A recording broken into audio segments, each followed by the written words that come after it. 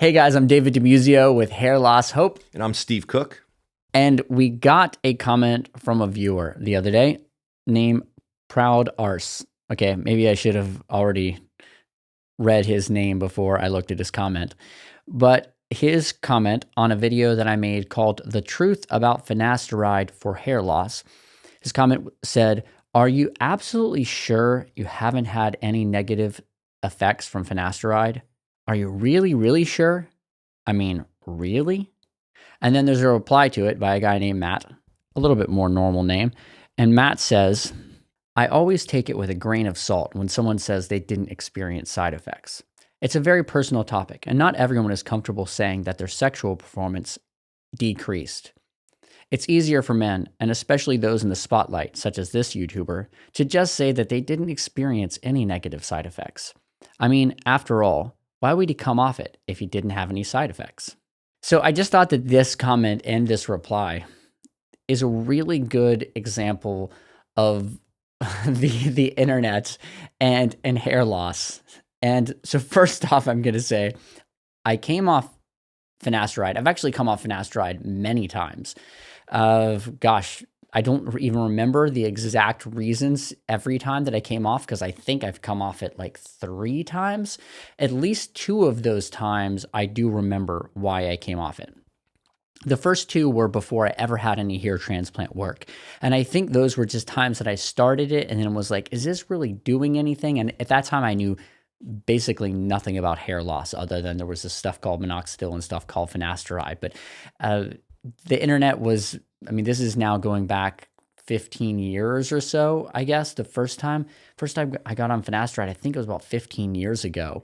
And so at that time, I don't even know if I thought to like research things or look on the internet. And there definitely wasn't anything on YouTube at that time, you know, or that I thought to even look up about finasteride. It wasn't like now where you can go on and, you know, hear from every expert. The first 2 times I think I got off finasteride, it was just because I got on it and I kind of wasn't sure if it was doing anything. And I do remember I had a pharmacist friend who told me that like guys would have negative side effects from it. So she was like, I don't know if you should really be on that. So it was all very anecdotal, at least one time when I came off of it. And I think the other time, like I said, yeah, I think the first time was because that pharmacist friend sort of anecdotally told me that it wasn't good for me and I shouldn't be on it. And then the other time was I got off it because I just sort of like gave up on my hair loss. At a certain point, I just had so much hair loss and it seemed such a pain to put all the minoxidil in my hair, and I didn't like the way that it felt, and I didn't even realize that hair transplants were a thing. I'd gone to one hair transplant doctor, and the results looked horrible that I was seeing from his before and after. So I just thought, okay, hair transplants aren't really a thing, and this medicine seems not the greatest, so I'm just going to kind of give up. Then the third time I got off it was actually after my 3rd hair transplant. It was after my 3rd hair transplant. And there were sort of a couple of things, but my biggest reason for getting off of it was I had a conversation with the president of the Post-Finasteride Syndrome Foundation. There's a group, the Post-Finasteride Syndrome Group or Foundation. I listened to a couple of podcasts that he had done with a couple of different doctors, and then he and I had a conversation on the phone, and it completely scared the living daylights out of me, because we can say that on YouTube. It scared me so much because he was telling me these stories about it literally just like ruining his life and like all these people whose lives had ruined. So at that time, I had not experienced any negative side effects, and I'd been off it now 2 or 3 times at that point. So it was about to be my 3rd time, and it just scared me. And I was like, I don't know, like I've had these hair transplants. I've already got a good amount of hair on my head. I'm pretty happy with this. Should I stay on this stuff? I felt like after that conversation, I was like playing Russian roulette with my life, basically, from the way he described it, so it was terrifying. I got off it that 3rd time. Again, I didn't have that post-finasteride crash that everybody talks about, that when you come off it, everything crashes in your system. It made no difference. It made no difference in my sex life. I probably have had the most sex ever, in my life when I was on finasteride and great, so like I've never had any issues with that when it comes to sex. I'm not saying that people don't, but I haven't. So that's my experience. Now, are you on finasteride? Do you take Yes. finasteride? Okay, you're taking finasteride too. You still get it. You still do sex. Whenever I can. Very occasionally, uh, and whenever you can. My brother just wrote me this morning about some sexual activities he's about to have, and he's on finasteride. He's on the same pill that I'm on. My other brother, he just had a baby. I think they're working on a second baby right now. He has not mentioned that finasteride is slowing him down at all. So I'm sure there are guys who have negative side effects from finasteride, but I've got a lot of personal friends and family that are on finasteride and are not having any issues whatsoever. So a little of your take on this. I'm 55 years old, and I pray every day that my sex drive slows down. And that's not a joke. I mean, if I could just spend a couple days enjoying my life and not thinking about sex, things would be a little bit better. And I'm not a stud in the bedroom by any means. I'm not the guy that like flaunts around in the locker room like I'm a big shot. And you know what I mean by big shot. I'm okay. I'm pretty good where I am, but I've been on this medicine 19 years. I've never had a problem.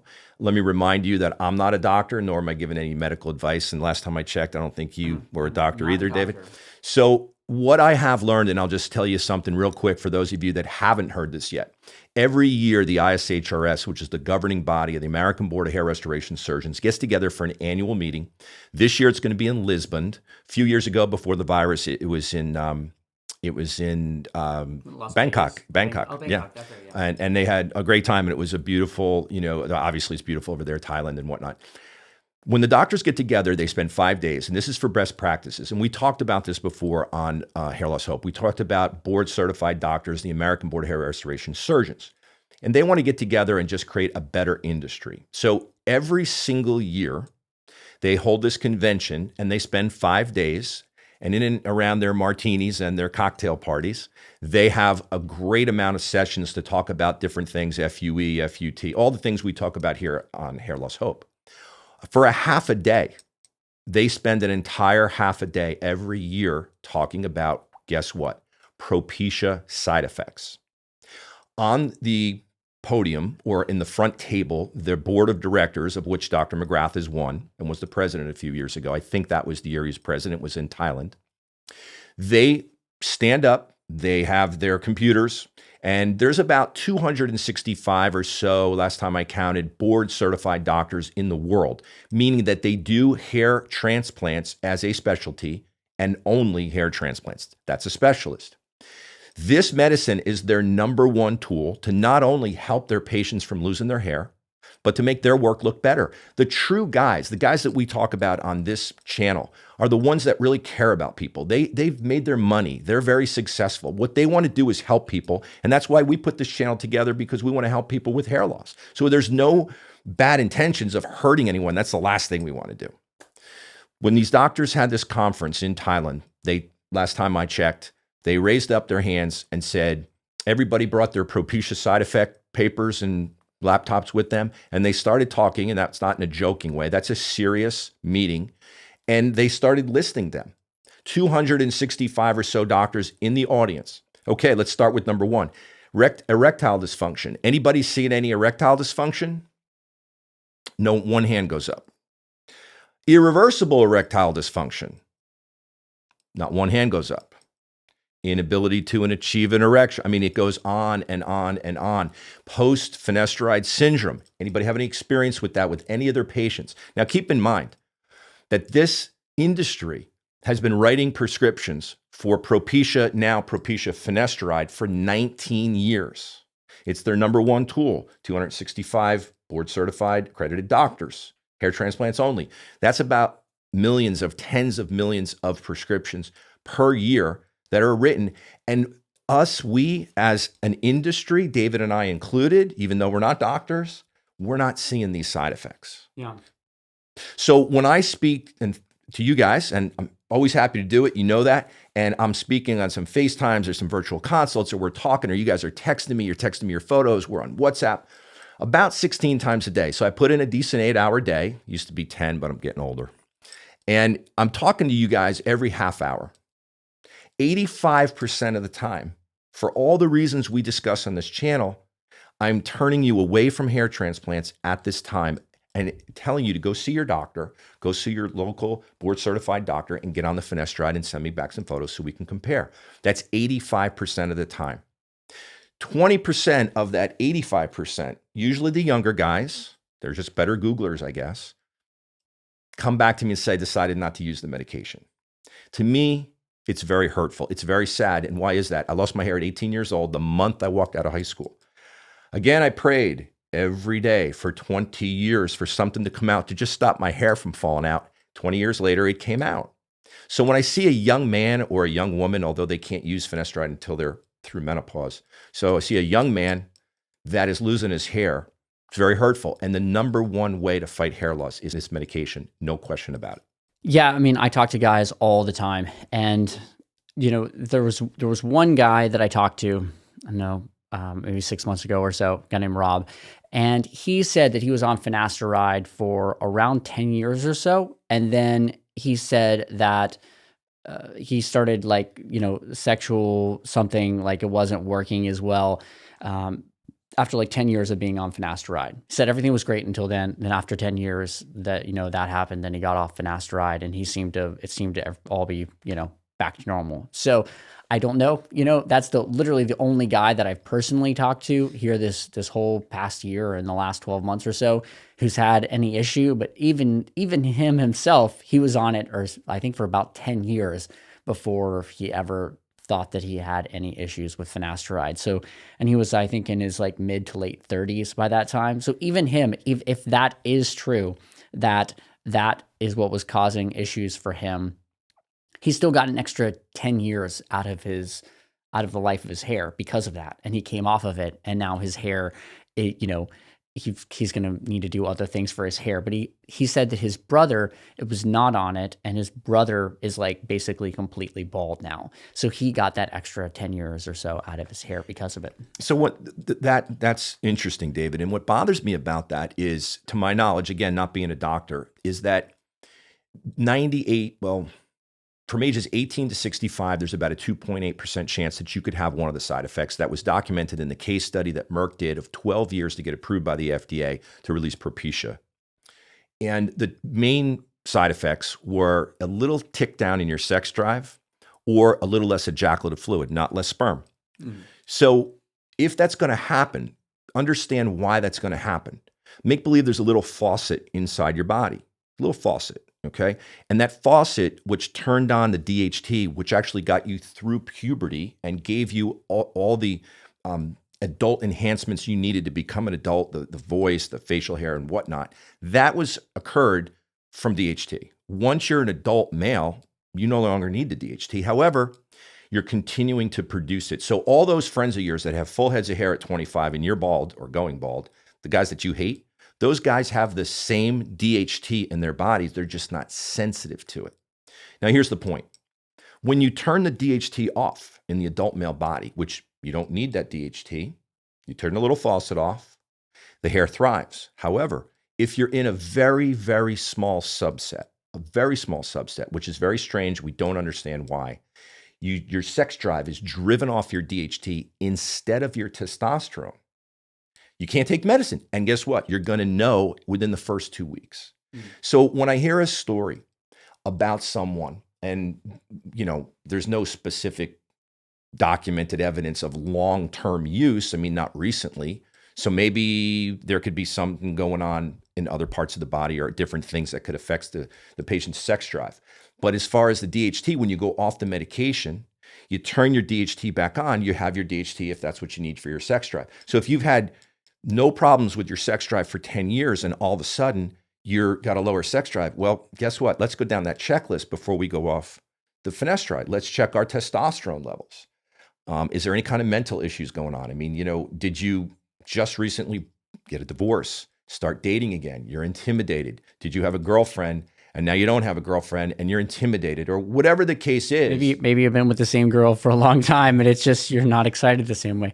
I'm not saying that's the case with Rob at all. I don't think that it was. I also wanted to mention that I think a lot of times finasteride side effects are actually from misuse of finasteride. So there's a couple of things. One, not all finasteride is created equal. And there are a lot of brands that come from other countries. I know one of my friends, Josh, was explaining some topical finasteride that he got from China that had some kind of other chemicals in it that was really like causing him all kinds of issues. So, that being like very cheap finasteride, it might not work as well. So the actual Propecia, if you want to be the safest about it and like know that you're getting the certain thing that studies were done on, then really you should spend more money and buy, and I don't work for Merck and no way sponsored by them, but you should spend the money and actually just get actual Propecia from Merck and not generic finasteride if you want to be like the most certain, right? No question about it. And that's why Dr. McGrath has a relationship. He's not allowed to have a business relationship in the state of Texas. No one with a medical license can be in partners with a pharmacy. So basically he got together with a pharmacy and said, look, if you give good product to my patients, my work is going to look better. And that's a good thing. So Dr. McGrath, he's sending all the patients, and that's all of you that are coming in for the combination medication, over to a pharmacy, which is a compounding pharmacy, which actually manufactures the product. And there's different grades of generic drugs still approved by the FDA that you can purchase in this country. So if you are going to a Walgreens or CVS. I was getting mine from Walgreens 8 years ago. Yeah. I thought, well, who's better than Walgreens? Well, that's the problem. It's a huge corporation, and guess what? They make money buying low and selling high. All the online, companies on there that have huge amounts of subscribers. They've great business models, great advertising and marketing. They're buying low and selling high. Now, I'm not saying that their product is any less of a grade of anywhere else. I have no evidence of that.